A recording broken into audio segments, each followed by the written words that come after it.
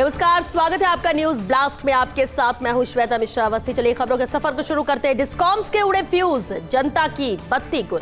भीषण गर्मी में राजस्थान डिस्कॉम का पावर मैनेजमेंट फेल है। पिछले एक पखवाड़े में बिजली की मांग में बेतहाशा बढ़ोतरी का साइड इफेक्ट है और इस दरमियान 700 लाख यूनिट बिजली की मांग में बढ़ोतरी हुई। राजस्थान में 1 मई को जहां 2835.75 लाख यूनिट बिजली की आपूर्ति थी, वो दूसरे पखवाड़े तक आते आते पहुंची है 3400 लाख यूनिट के पार। यदि प्रतिदिन के हिसाब से देखें तो पिछले साल के मुकाबले 35 से 40% तक बढ़ा है बिजली का लोड। ऐसे में डिस्कॉम प्रशासन की तरफ से लोड मैनेजमेंट के लिए अघोषित कटौती की मार है। शहरी क्षेत्र हो या ग्रामीण इलाके, हर जगह पर लोग रोजाना घंटों कटौती से परेशान हो रहे हैं। ग्रामीण इलाकों में तो 4 से 5 घंटे तक लोगों को बिजली से महरूम रहना पड़ रहा है। डिस्कॉम के कॉल सेंटर से भी उपभोक्ताओं को निराशा ही हाथ लग रही है। सबसे आश्चर्य की बात यह है कि पूरे प्रदेश में बेपटरी होता जा रहा है बिजली का सिस्टम। बावजूद इसके ना तो प्रबंधन को कोई चिंता है और ना ही ऊर्जा राज्य मंत्री को कोई फिक्र है। एक पखवाड़े से कोटा में बैठकर आपूर्ति की समीक्षा कर रहे हैं ऊर्जा राज्य मंत्री, जबकि राजधानी जयपुर में ही बिजली आपूर्ति के हाल बेहाल हो रहे हैं। तो ऐसे में अंदाजा लगाया जा सकता है कि जब राजधानी का यह हाल है तो दूसरे शहरों और ग्रामीण क्षेत्रों में स्थितियां किस कदर होंगी। लेकिन ऐसा लगता है कि किसी को इसे लेकर फिक्र नहीं है। प्रदेश में बेपटरी होती जा रही है बिजली का सिस्टम, लेकिन कोई चिंता न प्रबंधन को नजर आती है, न ऊर्जा राज्य मंत्री इसे लेकर फिक्रमंद नजर आते हैं। महंगी बिजली की खरीद से भी जनता को राहत नहीं है। भीषण गर्मी के बीच प्रदेश का पावर मैनेजमेंट फेल है। बिजली उत्पादन और डिमांड में 2500 मेगावाट तक अंतर गहराया है। दूसरे राज्यों से बिजली उधार यानी बैंकिंग प्रक्रिया लेने का प्लान भी फेल है, क्योंकि दूसरे राज्यों में भी बिजली डिमांड में बेतहाशा बढ़ोतरी हो रही है। हर दिन 5 से 6 करोड़ यूनिट बिजली महंगी दर पर एक्सचेंज से खरीद रहे हैं। पिछले 8 दिन में 38 करोड़ यूनिट बिजली खरीदी गई और इसके लिए 225 करोड़ रुपए से ज्यादा कीमत चुकाई गई। फिर भी कई गांव शहरों में आधे से 2.5 घंटे तक घोषित कटौती की मार है और अघोषित कटौती ने आमजन का हाल बेहाल किया हुआ है। तो दोनों तरह से ही आमजन पर प्रहार है और आमजन इस गर्मी में बेहाल हो रहा है, क्योंकि बिजली की आपूर्ति नहीं हो पा रही है। घोषित कटौती के साथ अघोषित कटौती भी जारी है। पूर्व प्रधानमंत्री भारत रत्न स्वर्गीय राजीव गांधी की पुण्यतिथि आज है। आधुनिक भारत और संचार कंप्यूटर क्रांति के जनक थे राजीव गांधी। राष्ट्रवाद को मजबूत करने में राजीव गांधी का अहम योगदान रहा। शिक्षा का प्रचार सहित देश में कई क्षेत्रों में नई पहल की है। उनके ही कार्यकाल में 18 साल के युवाओं को मताधिकार मिला था। देश में पंचायती राज जैसी व्यवस्थाएं भी स्वर्गीय राजीव गांधी की पहल है। 21 मई 1991 को एक चुनावी रैली के दौरान हत्या हुई थी। तमिलनाडु में एक आत्मघाती हमले में राजीव गांधी की जान गई थी। राहुल गांधी ने पिता स्वर्गीय राजीव गांधी की पुण्यतिथि पर उन्हें याद किया, एक भावुक संदेश लिखा, पापा आपके सपने मेरे सपने, आपकी आकांक्षाएं मेरी जिम्मेदारियां, आपकी यादें आज और हमेशा दिल में सदा। राहुल गांधी ने एक्स पर अपने पिता के साथ बचपन की एक फोटो भी शेयर की है और इस तरह से उन्हें श्रद्धांजलि अर्पित की, उन्हें याद किया। प्रदेश के हज यात्रियों के लिए मुकद्दस सफर आज से शुरू हो गया है। जयपुर से 433 हुज्जाज को लेकर रवाना होगी पहली फ्लाइट। जयपुर एयरपोर्ट के टर्मिनल 1 से दोपहर 1:30 बजे रवाना होगी ये फ्लाइट। काबा में सूबे की खुशहाली और अमन चैन की दुआ करेंगे हज यात्री। इस बार 9 उड़ानों से 4000 हुज्जाज की बरसों की ख्वाहिश पूरी होगी। जयपुर इंटरनेशनल एयरपोर्ट ने हज यात्रियों के लिए विशेष इंतजाम किए हैं। 10 चेक इन, 10 आवर्जन काउंटर और 8 सीमा शुल्क काउंटर यहां पर स्थापित किए गए हैं। पुरुष और महिला यात्रियों के लिए अलग अलग वजूखाना, प्रार्थना कक्ष यहां पर बनाए गए हैं। तो विशेष इंतजाम यहां पर किए गए हैं। प्रदेश के लिए आज अहम हो सकता है दिन हज यात्रियों के लिए, क्योंकि मुकद्दस सफर हज के लिए आज से ही शुरू हो रहा है और उसके लिहाज से ही इंतजाम पूरे कर लिए गए हैं।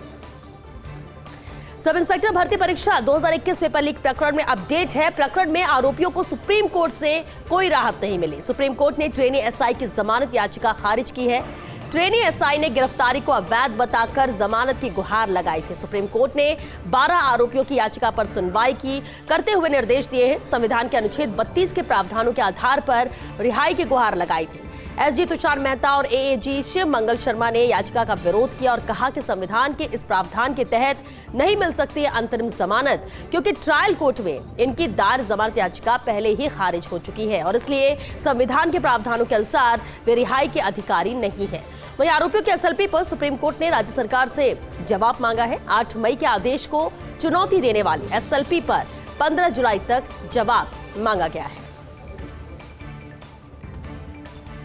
बढ़ते आगे, जेके लोन अस्पताल में प्लाज्मा चोरी से जुड़ी हुई इस वक्त ये बड़ी खबर है। जांच कमेटी ने रिपोर्ट में अधीक्षक को माना है बड़ा जिम्मेदार।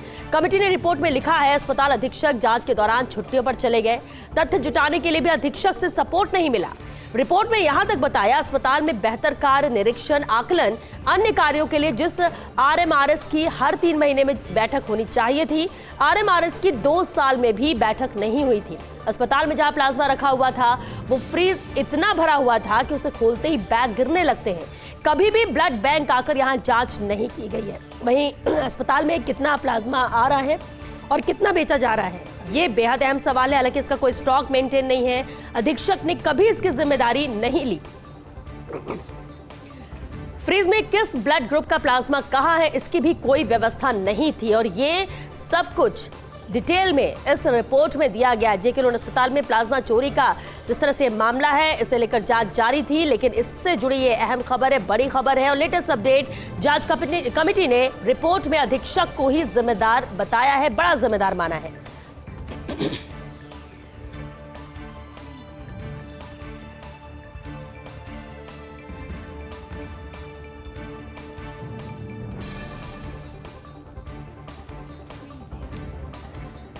तो कमेटी ने रिपोर्ट में लिखा है, अस्पताल अधीक्षक जांच के दौरान छुट्टियों पर चले गए, तथ्य जुटाने के लिए भी अधीक्षक से किसी तरह का कोई सपोर्ट नहीं मिला।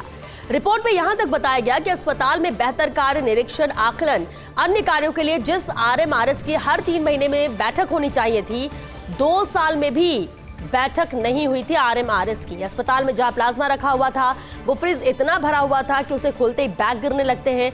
कभी भी ब्लड बैंक आकर यहां जांच नहीं की गई है। ये बेहद अहम सवाल कि आखिर ये जांच क्यों नहीं हुई, अस्पताल में कितना प्लाज्मा आ रहा है और कितना बेचा जा रहा है, क्या इसकी मॉनिटरिंग नहीं होनी चाहिए थी और इसका कोई स्टॉक मेंटेन नहीं है। अधीक्षक ने कभी इसकी जिम्मेदारी नहीं ली।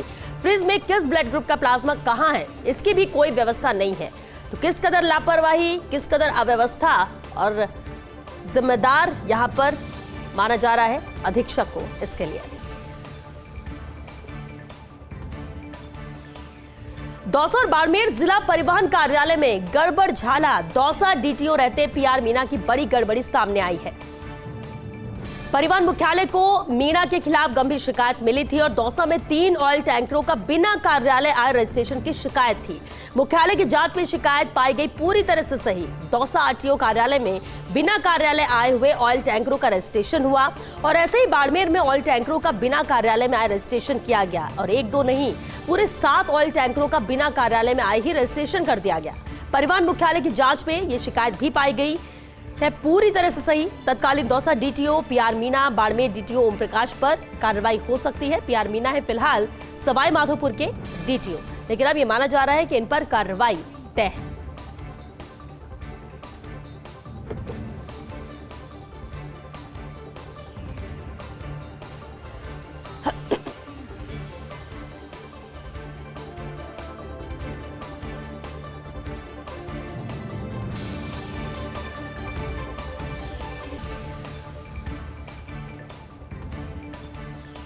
और जोधपुर माचिया बायोलॉजिकल पार्क से इस वक्त दुखद खबर आ रही है। फीमेल टाइगर अंबिका की मौत हुई है। वन अधिकारियों और स्टाफ में इसे लेकर खलबली मची है। फिलहाल डॉक्टरों की टीम पोस्टमार्टम कर रही है। मौत के कारणों का फिलहाल पता नहीं लगा है। अत्यधिक गर्मी के कारण भी माना जा रहा है कि मौत हो सकती है, किसी जानवर के काटने से भी मौत हो सकती है। पोस्टमार्टम के बाद ही मौत के कारणों का खुलासा होगा कि आखिर मौत हुई कैसे। हालांकि अभी स्पष्ट नहीं है। वजह जरूर संभावना जताई जा रही है कि गर्मी की वजह से भी ये मौत हो सकती है या फिर हो सकता है कि किसी जानवर ने काटा हो और काटने की वजह से मौत हुई हो। लेकिन ये दुखद खबर है, जहां माचिया बायोलॉजिकल पार्क जोधपुर से यह खबर फीमेल टाइगर अंबिका की मौत हुई है।